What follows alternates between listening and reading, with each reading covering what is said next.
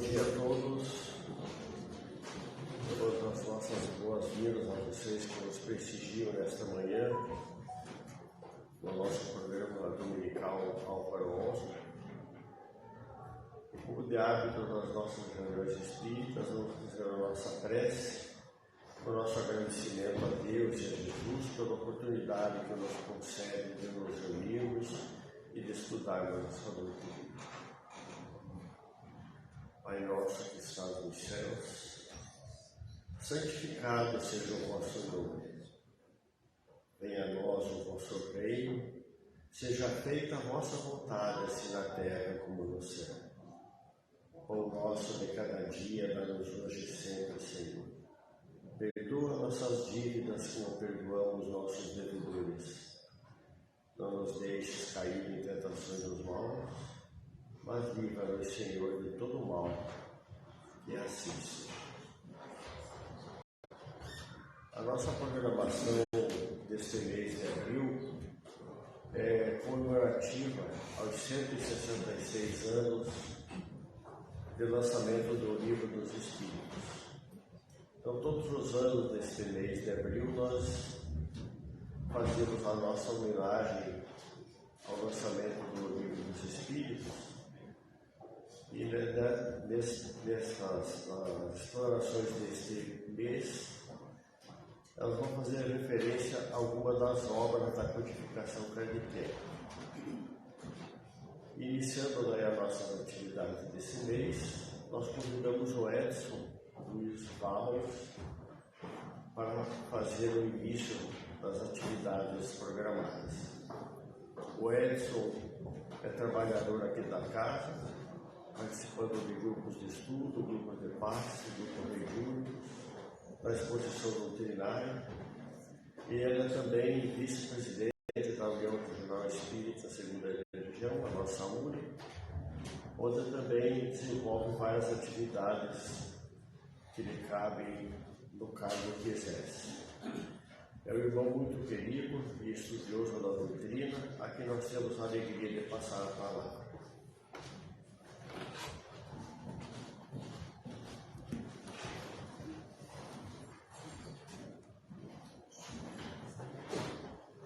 Bom dia, queridos amigos, que o Mestre Jesus nos abençoe. Como nosso amigo Armando comentou, o objetivo deste mês, especificamente deste dia, é falar um pouco da obra de Allan Kardec. E nos coube falar desta obra que é O Céu e o Inferno.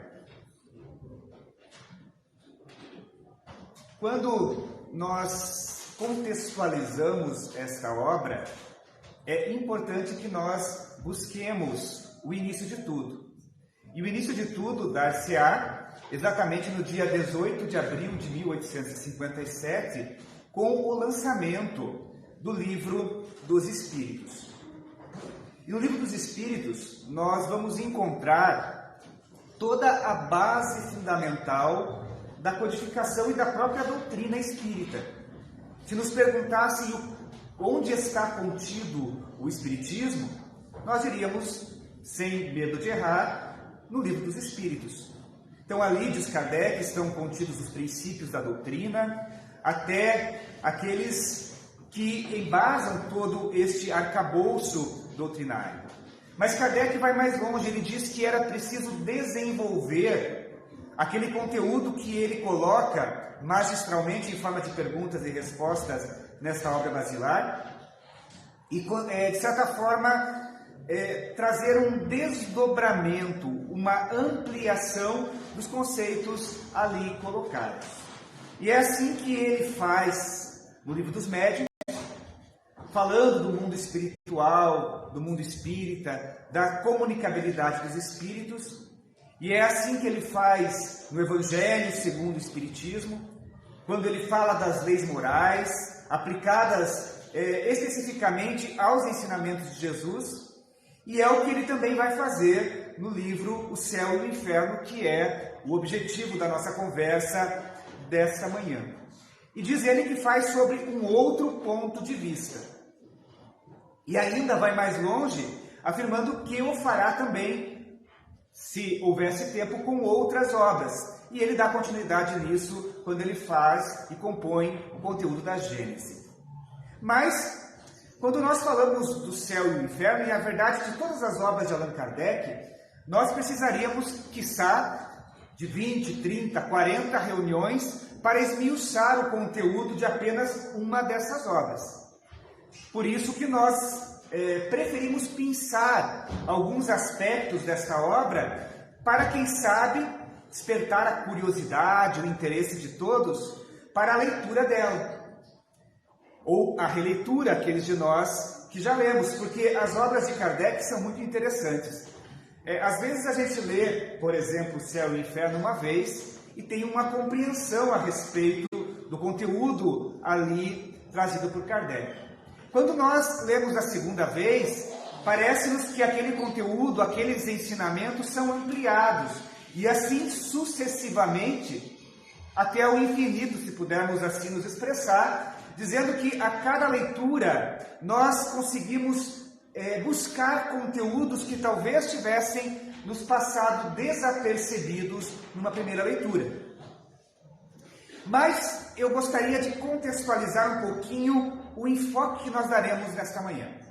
Porque eu havia preparado falar do Código Penal da Vida Futura, que é uma das partes que traz uma profundidade filosófica, nos atentando exatamente para aquilo que nos aguarda para além desta vida. Qual será a nossa situação quando adentrarmos no mundo dos espíritos? Mas eu acordei esta manhã com um sorriso no rosto. Coisa rara, mas acordei. E olhei lá fora, saí lá fora, aquele vento gostoso da brisa fresca das 6 da manhã. Acordei feliz às 6 da manhã. E olhei lá fora, existe um gramadão na frente de casa, e havia uma revoada de pássaros, todos alegres, felizes, se alimentando, e quem sabe, além de uma centena de pássaros ali se alimentando. Não bastasse isso, há alguns dias atrás, um de nossos vasos de plantas havia sido, de certa forma, prejudicado, a planta estava morrendo, e nós fizemos uma poda, e a planta, coitada, estava com todo o centro dela, assim, destruído, porque poucas folhas sobraram daquela planta. E eu resolvi observá-la, e observei cuidadosamente que começavam a desfrutar um galinho aqui, um raminho lá, verde, trazendo de novo aquele aspecto de vida que, por conta daquele momento que a planta estava doente, nós tivemos que podá-la. E daí eu pensei cá com meus botões, falar do Código Penal da Vida Futura. Mas nós já vivemos momentos tão tristes aqui na Terra. Nós vivemos notícias de guerra, notícias de corrupção, notícias desastrosas aqui e acolá, e nós vamos trazer um aspecto, quiçá, negativo para um domingo de manhã, onde a brisa das 6 da manhã nos faz despertar com alegria e sorriso no rosto. Então eu gostaria de tentar, quem sabe, modificar dentro das minhas possibilidades, é claro, e buscar um enfoque nas coisas otimistas que este Código da Vida Futura nos propõe. É claro que aqui não temos nenhum pensamento de utilizar aquele otimismo piegas, aquele otimismo sem nenhuma base, que às vezes até é mais prejudicial do que benéfico. Mas nós gostaríamos de colocar o enfoque nos pontos positivos que este pedaço da obra O Céu e o Inferno nos traz. Falando especificamente do céu, não esquecendo, é claro, do inferno, mas falando das coisas boas que a vida futura pode nos propiciar. E Kardec vai ser muito feliz quando ele nos diz que o Espiritismo, ele não faz um código de fantasias. Isso não foi tirado da cabeça de alguém assim que sonhou, quem sabe, com isso, com aquilo, e resolveu colocar no papel aqueles pensamentos desencontrados que alimentavam a sua imaginação fértil. Não. Kardec vai dizer que este código da vida futura é especificamente embasado, composto, escrito, baseado nas observações do fato. Do fato. Porque a doutrina espírita é assim. Ela não é obra da fantasia de uma mente alucinada. Ela é constituída desde a pergunta número 1 do Livro dos Espíritos, que é Deus, inteligência suprema, causa primeira de todas as coisas, até a conclusão com a Gênese. Ela é especificamente construída no fato. No estudo sistemático e sistematizado, se assim podemos dizer, daquilo que os próprios Espíritos nos trazem através da mediunidade de diversos médiuns em diversos centros pelo mundo afora. Então, este código da vida futura foi escrito por Kardec, trazendo exatamente aquilo que aqueles que lá estavam relataram para ele. Então, traz nesse código todo um embasamento prático, e não apenas uma teoria maluca de alguém alucinado, como falamos alhures. Então vamos começar a falar sobre este código. Gostaria de alertar que eu não trouxe todos os tópicos, porque são inúmeros, mas trouxe aqueles que naquele momento me faziam mais sentido.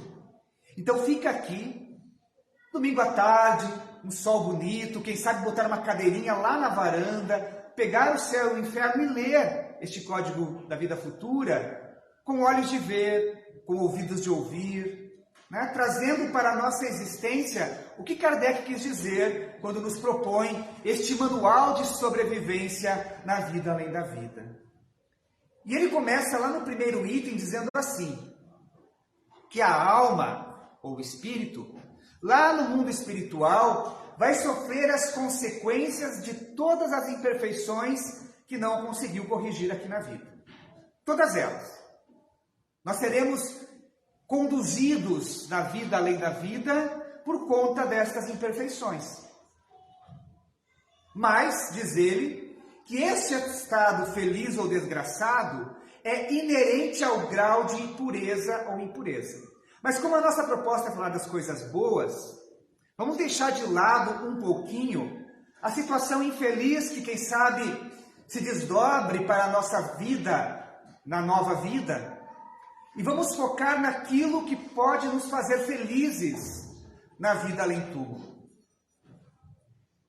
Porque aqui na Terra, nós temos sempre o nosso livre-arbítrio, a nossa condição de escolher. E são exatamente as escolhas acertadas que nos propiciarão um momento, uma permanência mais feliz na vida espiritual. Por isso que a doutrina espírita, meus amigos, a todo instante nos convida a nos reformarmos intimamente, a buscarmos esta transformação moral que nos granjeará momentos, condições mais felizes na vida depois desta vida. Então, é forçoso dizer que depende unicamente de cada um de nós esta condição de felicidade no mundo espiritual. Se nós chegarmos lá, fica a dica, sinto dizer, e não nos encontrarmos assim tão bem como nós gostaríamos, não adianta culparmos a ninguém, senão a nossa própria imprevidência. Por isso que é muito importante que nós tomemos consciência disso já aqui na Terra, a fim de que nossas atitudes doravante reflitam esta intencionalidade de buscarmos ser melhores a cada dia, de buscarmos o nosso processo de transformação moral. E é sabido que em doutrina espírita nós não nos consideramos bons espíritas, homens de bem, pela santidade que nós já alcançamos, mas sim pelo esforço que nós dedicamos neste processo de transformação e de conseguir domar as nossas inclinações ainda negativas. Então, este processo de transformação, esse esforço que nós empreendemos a partir de hoje, para sermos um pouquinho melhor, já nos propiciará uma condição um pouco melhor na vida espiritual. Desculpem. E vejam que não é nenhuma transformação miraculosa, eu não preciso abandonar minha vida, a partir de agora eu vou ficar 24 horas por dia em oração. Não, são as pequenas coisas do dia a dia.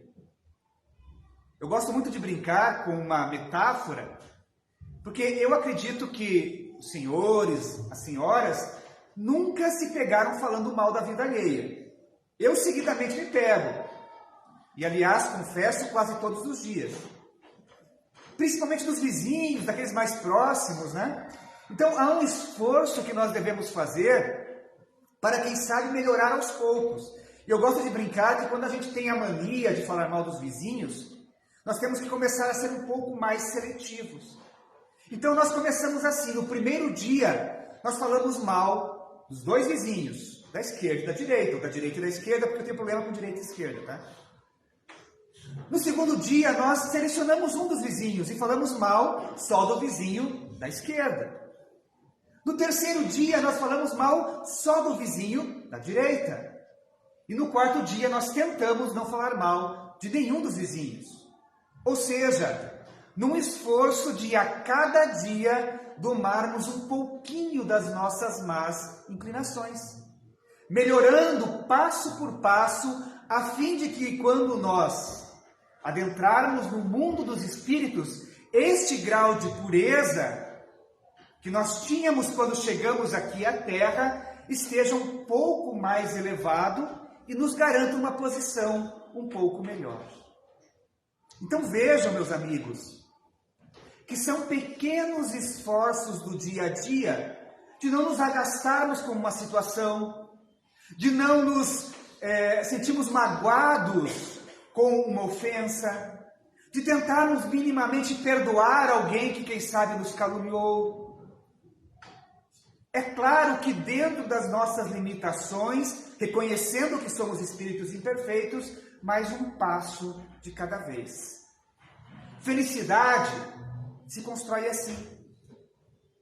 Eu brinquei que acordei com um sorriso às 6 da manhã, mas é um momento feliz, um momento de alegria. Mas a felicidade como constante espiritual é uma construção de milênios e milênios no processo de evolução através da palingenesia da reencarnação. Então não seremos plenamente felizes amanhã, mas podemos ser um pouco mais felizes do que hoje. Vamos para o segundo item, porque senão eu fico a manhã toda falando só do primeiro. A completa felicidade prende-se à perfeição, que acabamos de falar. Isto é, a purificação completa do espírito. Então aqui, fiquemos tranquilos e não desesperados. Mas ninguém nessa encarnação vai ser plenamente feliz. Podemos ser o mais felizes que comporta a nossa imperfeição. Mas a plenitude, gente, é só espírito puro. Toda imperfeição é, por sua vez, causa de sofrimento e de privação de gozo. Do mesmo modo que toda a perfeição, toda a virtude, toda a conquista adquirida é fonte de gozo e atenuante de sofrimentos. E a gente começa a perceber que todos nós aqui sofremos. E eu gostaria que, se alguém aqui não sofre, levanta a mão para contar para a gente o segredo. Porque eu ainda não descobri. Acho que ninguém levantou a mão. Então está tudo bem, estamos entre pares, entre amigos. Todos sofremos. Mas Kardec nos apresenta que esta busca pela perfeição, esta busca pela virtude, este construir-se todos os dias é um atenuante do sofrimento. Então, se nós sofremos, e todos aqui sofremos, para que esse sofrimento seja menos pesado para todos nós, basta uma atitude. A atitude de motivação nesta busca das conquistas espirituais, das virtudes que vão nos caracterizar como espíritos imortais que somos. Então nós brincamos com os vizinhos, mas eu gostaria de afirmar que a felicidade não é responsabilidade dos vizinhos. A nossa felicidade não é responsabilidade da minha esposa, do meu marido. Não é responsabilidade dos meus filhos, dos meus colegas de trabalho, do meu parente difícil. Eu não posso ser feliz ou infeliz por conta do outro, apesar de estarmos constantemente na relação com o outro. Eu preciso ser feliz porque eu conquistei valores que me fazem feliz.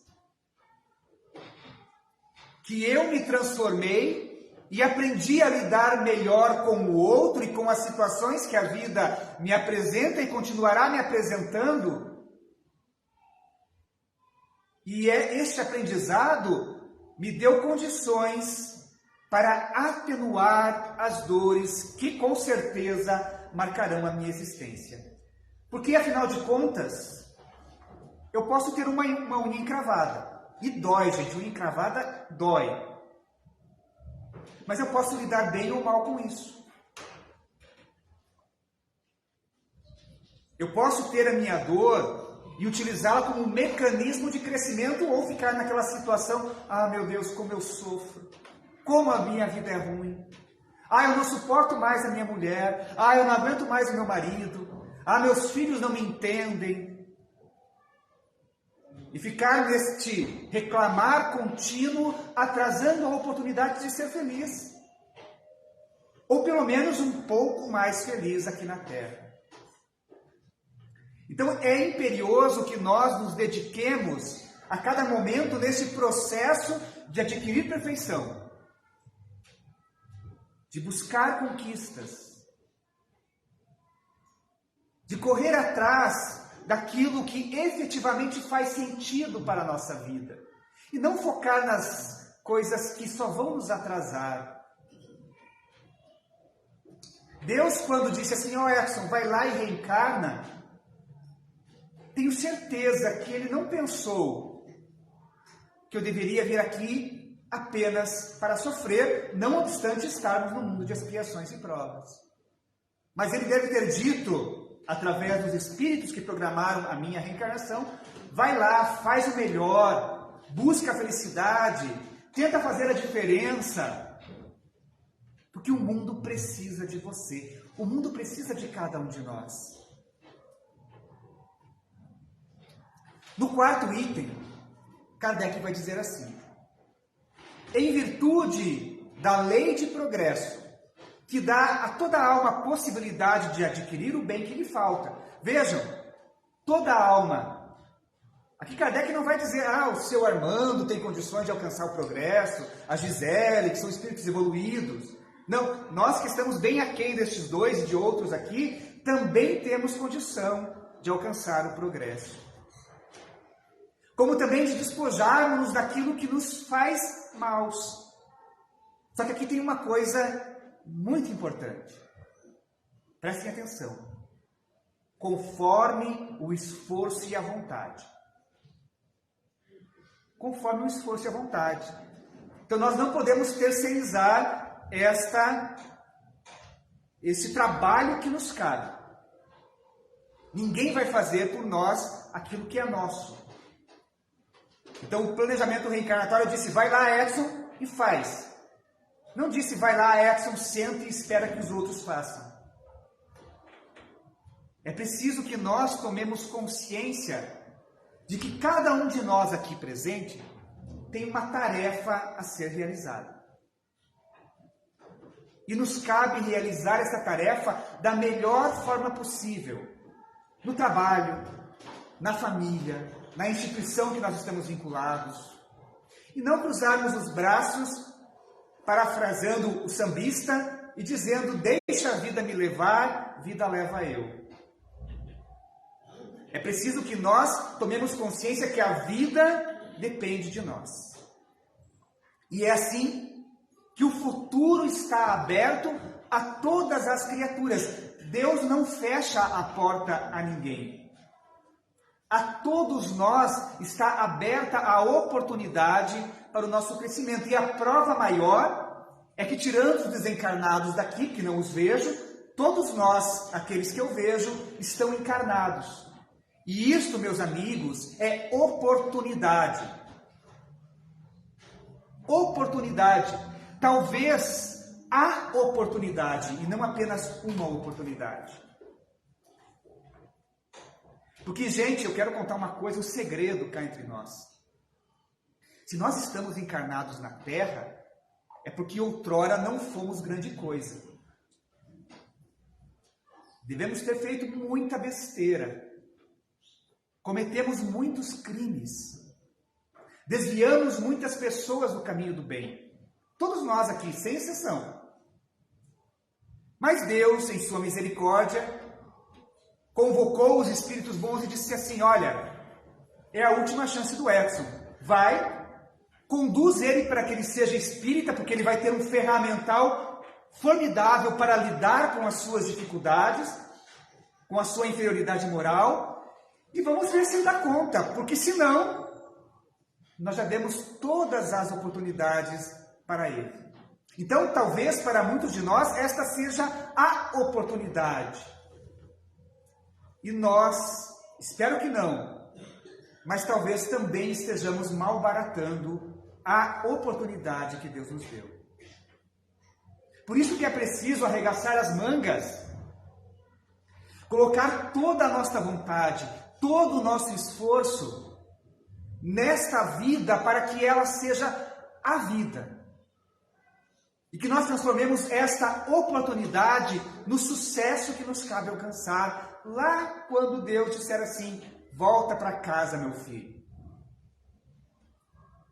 O que vamos apresentar para Deus? O que fizemos desta vida? Será que nós passamos esta vida trabalhando realmente para o nosso aperfeiçoamento e para o bem daqueles que nos rodeiam? Ou nós deixamos a vida nos levar, preguiçosos que somos, diante da tarefa que nos cabe? Vamos adiante. Porque o tempo passa e eu tenho ainda 857 slides. Brincadeira. O quinto item diz assim: dependendo o sofrimento da imperfeição, como o gozo da perfeição, a alma traz o próprio castigo ou prêmio aonde quer que se encontre, sem lugar circunscrito. E vejam como isso é importante, gente. Porque até então nós tínhamos aquela ideia: se eu for bonzinho, eu vou para o céu, sentar do lado de Deus e passar a eternidade lá, adorando o Criador. Cá entre nós, uma chatice. Ou eu vou para o inferno. Se eu for mais ou menos, passar toda a eternidade queimando nas chamas que não se apagam. Então, Kardec muda tudo isso, dizendo que o nosso prêmio, ou o nosso castigo, estará conosco aonde quer que a gente esteja. Porque Deus não castiga. Deus não castiga. Quem se castiga somos nós.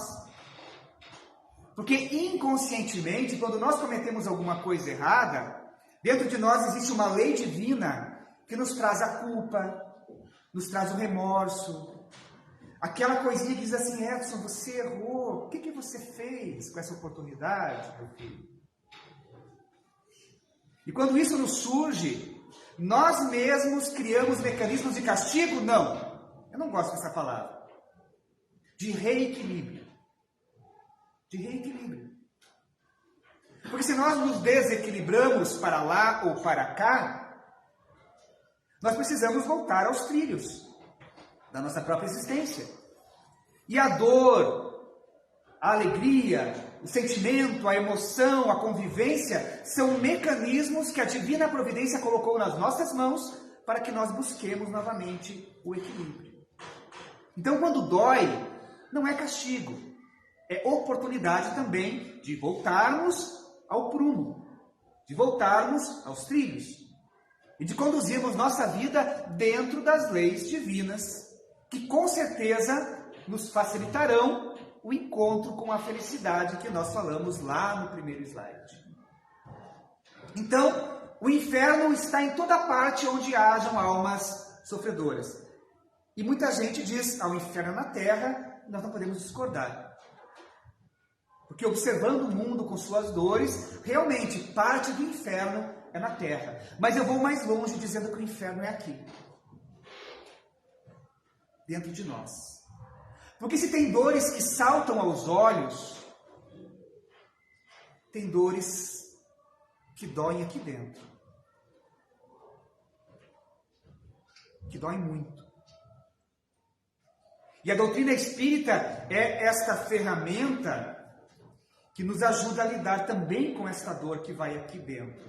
Por isso, meus amigos, se alguém aqui está com essa dor que não dói, mas que dói muito, aproveita a oportunidade, conhece a doutrina, aprofunda os seus estudos, que com certeza nós teremos condições melhores de lidar com esta dor, que é a nossa própria essência, e que é este mecanismo que Deus colocou aqui na nossa consciência, para que nós busquemos a todo instante o reequilíbrio. Mas, como nosso foco é a alegria, a felicidade, Kardec diz assim que o céu também está onde houverem almas felizes. Queria fazer um convite para que nós possamos criar o céu lá em casa, criar o céu lá no trabalho, criar o céu aqui na Cefam, criar o céu aqui no nosso coração. Se o caminho da felicidade passa pelo nosso esforço, pela nossa vontade, pela nossa transformação moral, nós só vamos ter o céu aqui dentro e ao nosso redor quando nós investirmos em nós mesmos. Porque aqui na Terra é muito comum a gente pensar assim: eu estou com tal idade, preciso pensar na minha aposentadoria, que daqui a pouco vai chegar, ou preciso investir o meu dinheiro para conseguir, quem sabe, comprar uma casa própria, um carro, um telefone celular. A gente vai fazendo mecanismos para as conquistas materiais, o que é muito positivo. Mas o problema é que a gente só faz esse tipo de planejamento. A gente esquece de planejar um verdadeiro futuro, que é depois desta vida. E não investe um centavo sequer nesta poupança que nos garantirá adquirir um lugar melhor lá no mundo dos espíritos. E qual o recurso que nos propiciará este lugar melhor, senão aqueles que são da ordem moral? O nosso tesouro são as nossas conquistas morais, é o nosso aperfeiçoamento, é aquilo que nós fizemos de bom para os outros. Então, meus amigos, é preciso que nós busquemos esse investimento naquilo que realmente perdurará por toda a eternidade, porque, afinal de contas, todos aqui somos espíritos imortais. Mas vamos além. O bem e o mal que fazemos decorrem das qualidades que possuímos. Então dá para a gente ter uma ideia, fazendo um exame de consciência muito honesto, de a quanto anda esse nosso investimento espiritual, porque o bem que nós fazemos, o mal que nós fazemos, é o resultado das nossas conquistas espirituais. Não fazer o bem quando podemos é resultado de uma imperfeição. E aqui, gente, isso dói. Porque muitas vezes a gente chega assim, é muito comum na minha família, de origem católica, falarem, porque na tradição católica há o ato de confessar ser sacerdote. Então a gente observa, às vezes, minha avó, minha mãe falando assim: eu não tenho pecado, não matei, não roubei, não preciso me confessar. Respeitando, é claro, a tradição católica que prevê este mecanismo de, quem sabe, buscar o equilíbrio por conta da exteriorização daquilo que nós fizemos de equivocado. Tranquilo. Mas é interessante notar que a gente faz um exercício bem excêntrico, dizendo assim: eu não roubei, eu não matei, está tudo bem. Mas não está tudo bem. Porque nós somos responsáveis pelo mal que fazemos. Nós entendemos isso. Mas nós somos também responsáveis pelo mal que decorre do bem que nós não fizemos. E aí complica a coisa. Porque muitas vezes nós cruzamos o braço e deixamos as coisas irem, vivendo a vida no automático e não realizando nenhum esforço para que o nosso mundo seja melhor. Eu não mato e não roubo, e por isso estou com a consciência em paz. Mas o que eu fiz efetivamente para que o mundo fosse melhor? E aqui quando eu falo de mundo, eu não estou dizendo a gente sair por aí como Madre Teresa, como Irmã Dulce, como Chico Xavier.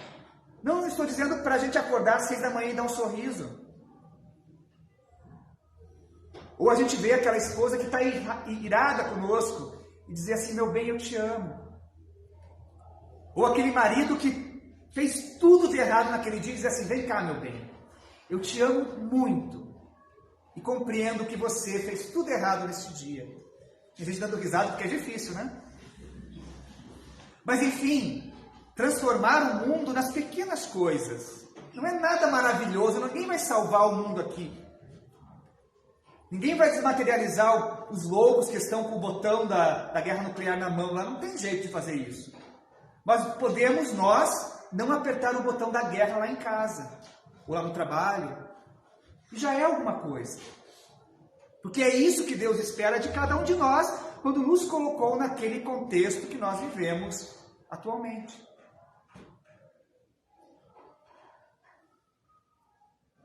Então, toda imperfeição é fonte de sofrimento. O espírito deve sofrer não somente pelo mal que fez, como também pelo bem que deixou de fazer na vida terrestre. Sendo infinita a justiça de Deus, o bem e o mal são rigorosamente considerados. Não havendo, gente, uma só ação, um só pensamento mal que não tenha consequências fatais. Vejam que Kardec ele é um pouquinho assim duro, né? Nenhuma ação e pior, nenhum pensamento. Ai, que vontade de bater em fulano. Já pensou? Como eu tenho raiva de Beltrano. Já pensou? Então não há nenhum pensamento que fique esquecido. Quer dizer que eu vou pagar nas chamas do Tártaro por pensar mal do vizinho? Não é bem assim. Há agravantes, há atenuantes. Mas com certeza, cada pensamento mal nós nos afastamos daquele ideal de felicidade que nós falamos há pouco. Perdemos a chance de sermos um pouquinho mais felizes quando o nosso pensamento desequilibrado, desajustado, cria alguma fantasia em detrimento do próximo. Mas Kardec diz assim, não há também nenhuma ação meritória, um só bom movimento da alma que se perca, mesmo para os mais perversos. Gente, nem tudo está perdido. Nós que somos mais perversos ainda, eu me enquadro aqui entre os últimos dos últimos, ainda temos esperança. Porque sabe aquele pensamento assim, mínimo, que de vez em quando surge na nossa cabeça para o bem do outro? Até ele faz diferença. Por isso que constituem tais ações o começo de um progresso. Então, quando nós começamos a divisar em nossa existência estes pequenos gestos, estes pequenos pensamentos, eu entendo que ela é assim e respeito o jeito que ela é. Vejam, só por não ter batido boca, não ter alimentado a discussão, eu já dei um passo neste começo de progresso que vai me fazer um pouco mais feliz no futuro que me aguarda. Não sei se vocês notaram, mas o objetivo dessa nossa conversa é também trazer esta realidade espiritual que nos aguardará quando nós deixarmos o corpo físico para o nosso dia a dia. Porque a gente fica pensando assim, nos extremos. Eu falei da Madre Teresa, por exemplo, um espírito luminar que veio à Terra e ajudou tanta gente. Mas vamos pegar um desses grandes ditadores que promoveram guerras, mataram milhares, milhões de pessoas pela sua mão. Nós temos dois extremos. E nós pensamos pelos extremos. Mas é imperioso que nós pensemos pela nossa vida, pelos nossos pequenos atos, pelo nosso contexto do dia a dia, aquilo que nos aproxima ou nos afasta desta felicidade futura. Não pensemos nas grandes coisas, mas nas pequenas. Nas coisas que fazem parte da nossa vida. Do dia a dia. Do sorriso às 6 da manhã. Da gentileza para alguém que, quem sabe, acordou de mau humor. Do abraço para aquela pessoa que precisa. O gesto de carinho para aquele que nos ofendeu. Ou seja, coisinhas mínimas que nós podemos fazer várias vezes durante o dia e que com certeza lá, quando botarmos a cabecinha no travesseiro, nos propiciará o sono com a consciência em paz. Toda falta cometida, todo mal realizado é uma dívida contraída que deve ser paga. Já vimos isso. Se não for em uma existência, vai ser na próxima. Eu acho Deus um cara tão esperto, porque ele conhece a criatura, ele sabe o que fez. Nos criou simples e ignorantes, mas destinados à perfeição. E ele pensou assim quando criou o pobre do Edson, né? Estou me colocando aqui como uma pessoa de exemplo, tá, gente? Mas no sentido negativo sempre. Né? Ele pensou assim, esse vai dar problema. Não vai conseguir fazer muita coisa. Vai se endividar um monte. E deu a oportunidade aos Edsons do mundo, ou seja, a todos nós que aqui estamos, a possibilidade de nos buscarmos esse pagamento, essa quitação de dívida em suaves prestações através do processo da reencarnação. Então, se nós cometemos atrocidades no passado, esta vida é uma pequena parcela daquilo que nós fizemos antes. E ainda vamos ter muitas parcelas pela frente. Porque Deus sabia que nós não teríamos condições de conseguir este reequilíbrio de uma vez só. Ninguém tem tesouro espiritual tão alto capaz de pagar tamanha dívida de uma vez só. Então ele disse assim, olha gente, vamos parcelar minha casa, minha dívida em suaves prestações. Uma encarnação de cada vez. Né? Pagando, reequilibrando, passo por passo, os débitos tenebrosos que nós conquistamos outrora. E Kardec vai dizer que todas estas reencarnações são solidárias entre si.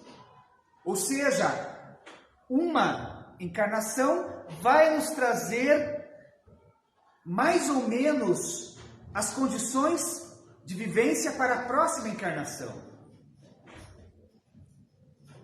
Uma é solidária com a outra.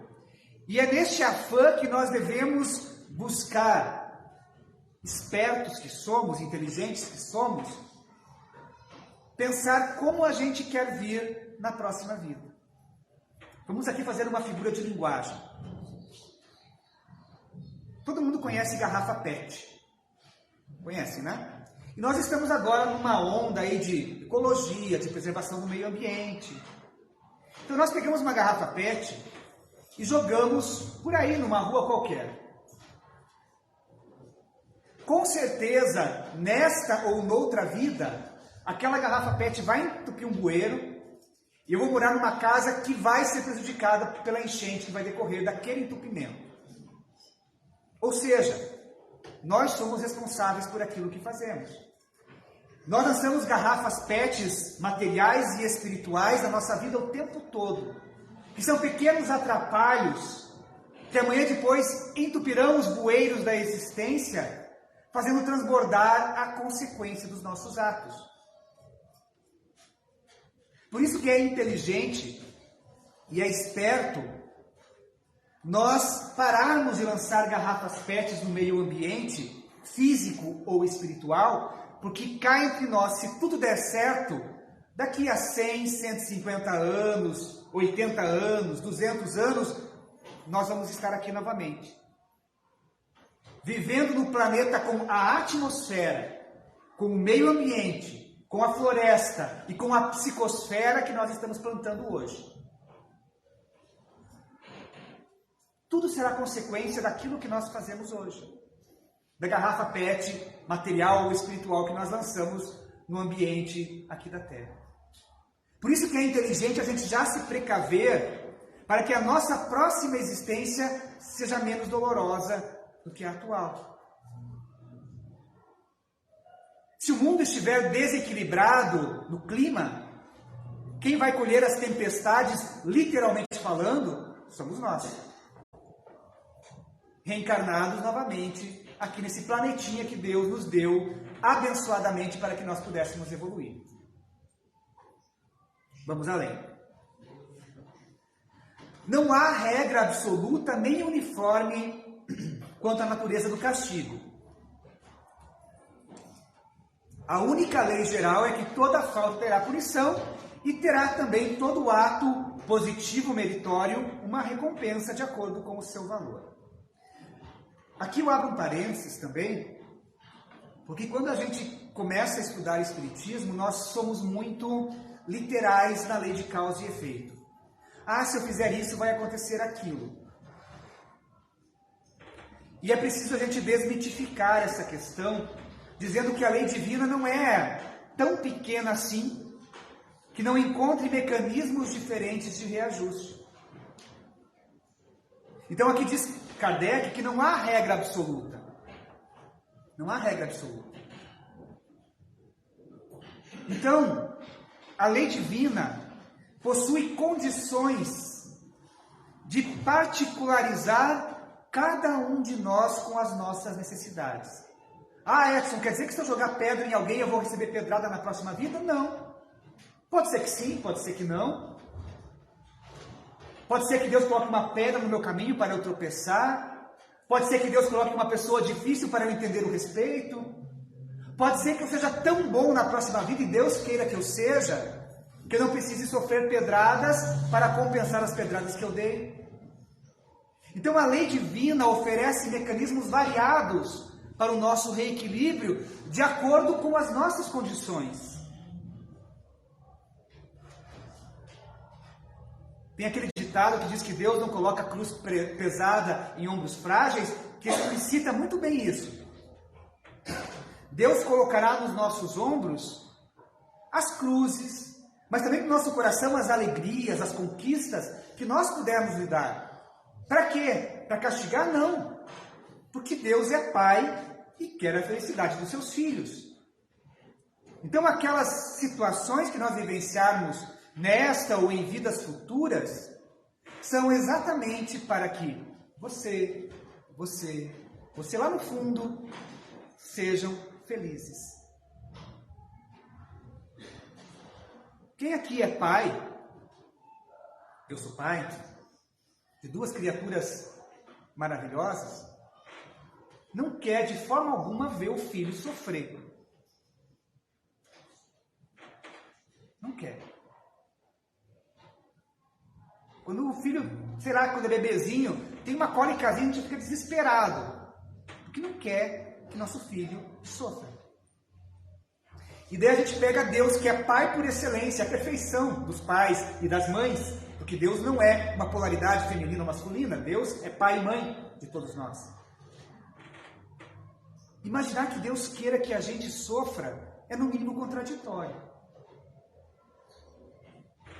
Então Deus quer a felicidade de todos nós. E se somos infelizes, sabe aquela escolha que o filho faz? Não bota o dedo na tomada, ele vai lá e põe, e leva o choque? Somos nós. Deus diz assim, Edson, não bota o dedo na tomada, e o Edson, teimoso, vai lá e coloca. A culpa é de Deus? Então somos nós que engendramos as consequências que nos baterão a porta lá no futuro. Gente, eu tenho 10 minutos, 9 minutos para passar muita coisa. Vamos lá, vamos apurar. Então, existe uma diversidade de punições que são inerentes ao espírito, à inferioridade do espírito, e cujas consequências, salvo pormenores, são poucos ou mais ou menos idênticas. Então, aqui também, Kardec vai dizer que existe uma infinidade de punições, de recompensas, mas também se não há fiz tal coisa, vai acontecer tal coisa, uma lei de causa e efeito tão rígida, existem também alguns aspectos da lei divina que são mais ou menos parecidos de acordo com aquilo que nós fizermos. Então nós podemos entender o que nos aguardará no mundo espiritual analisando o que nós fazemos aqui na Terra. E vou abrir outro parênteses. Todo mundo hoje à tarde vai ler lá sentado na cadeirinha, na varanda, o Código Penal da Vida Futura. Tá combinado, né? Mas se sobrar tempo, peguem a segunda parte do Céu e do Inferno e leiam as comunicações que ali tem. Porque Kardec vai trazer comunicação de espírito feliz, de espírito que está sofrendo, de espírito que for orgulhoso. E a gente pode, de acordo com esta esse 22º item do Código da Vida Futura, entender que se nós agirmos mais ou menos como aqueles espíritos, e com certeza vamos nos identificar com algumas situações, nós vamos mais ou menos sofrer as consequências parecidas com aquilo que eles estão sofrendo. É claro que, com atenuantes, com agravantes, levando em conta as nossas condições. Vamos além? Então, no 16º item, diz assim: o arrependimento é o primeiro passo para a regeneração, mas é preciso a expiação e a reparação. Então, eu errei. O primeiro passo para me reequilibrar diante da justiça divina é me arrepender. Porque Deus não vai dar àquele que não se arrepende do ato praticado a chance de se reequilibrar. É preciso que eu tome consciência. Ah, eu errei. Puxa, não devia ter feito isso. Depois, o segundo mecanismo desse reequilíbrio é a expiação. Se eu joguei pedra, eu vou sofrer pedrada. Ou seja, dentro de algumas contextualizações, eu vou sentir na pele algo parecido com aquilo que eu fiz, para entender que eu não devo fazer. Botei o dedo na tomada, eu levo um choque. Não posso fazer isso. É o mecanismo da expiação. Mas tem um mecanismo que é fenomenal no processo de reequilíbrio, que é a reparação. E ele se dá especificamente aqui na Terra, enquanto estamos a caminho, segundo as palavras do Cristo, fazendo bem àqueles que nós fizemos o mal.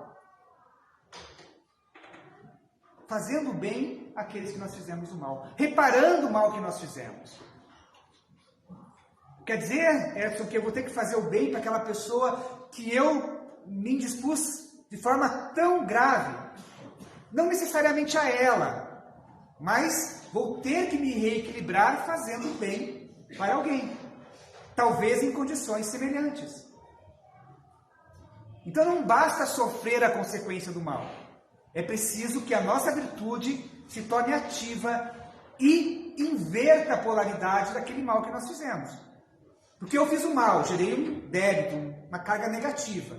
Eu expiei, eu zerei esta carga negativa, mas é preciso a carga positiva que dar-se-á pela reparação. Vamos avançar. Então todos nós temos o livre-arbítrio. E isso muitas vezes, meus amigos, torna lento este processo de crescimento. Porque muitas vezes nós nos obstinamos no mal. E este estado pode durar dias, meses, anos, séculos. Mas Kardec nos afirma que um dia chegará ao fim. Porque nós nos modificamos. Seja pela dor, pelo orgulho ferido, pelo contato com o outro, nós nos modificamos. E nós queremos deixar para esta manhã a ideia de que cada um de nós pode se modificar. Não obstante a inferioridade, a perversidade que nos caracteriza ainda porque somos espíritos imperfeitos, Deus não nos abandona a nenhum de nós. E é preciso que nós busquemos, de alguma sorte, esta transformação que nos dará desde já nesta vida as condições para que nós possamos ser tão felizes quanto comporta essa nossa existência. Amigos, eu reitero esta fala.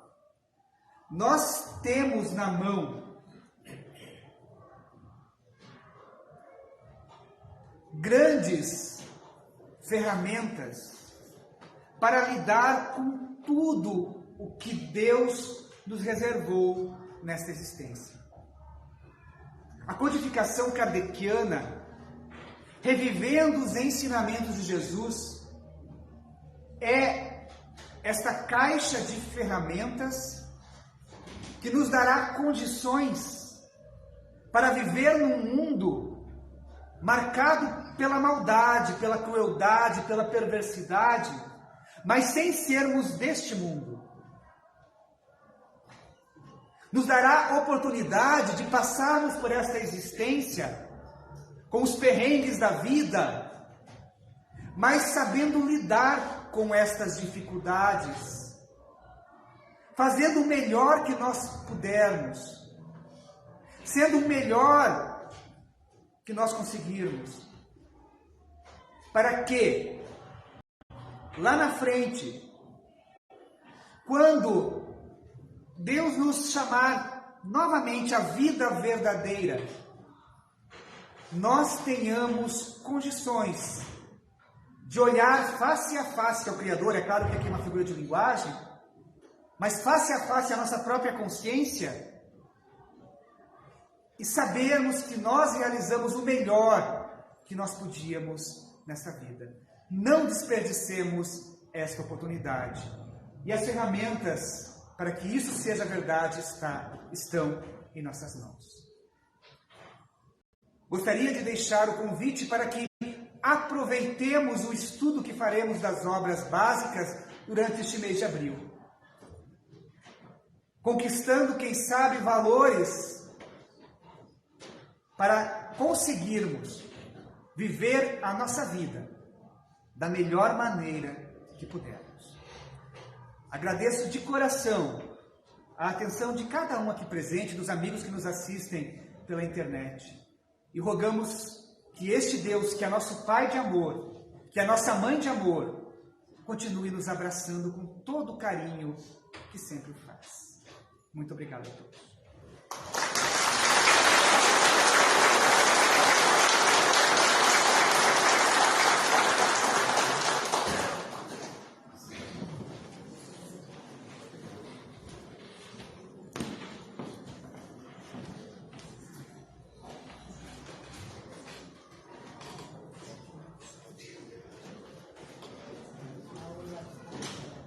Nosso agradecimento ao Edson pela mensagem que nos trouxe nesta manhã, fruto do seu estudo e da sua vivência na doutrina. Convidamos a todos para o próximo domingo, a palestra estará a cargo do nosso companheiro Vinícius Medrado Vieira, vice-presidente aqui desta casa, também um dos vice-presidentes da União Regional Espírita de Segunda Região, e também meu filho. Essa parte mais importante. Agradecemos ele ter escolhido nós como pais. Mas fica o nosso convite, então estará falando a respeito do livro dos médiuns. Então, no próximo domingo, ficam todos convidados. Encerrando nossas atividades desta manhã, vamos fazer a nossa prece, o nosso agradecimento a Deus e a Jesus pela oportunidade que nos deu.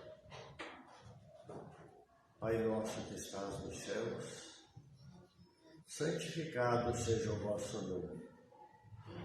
Venha a nós o vosso reino, seja feita a vossa vontade, assim na terra como no céu.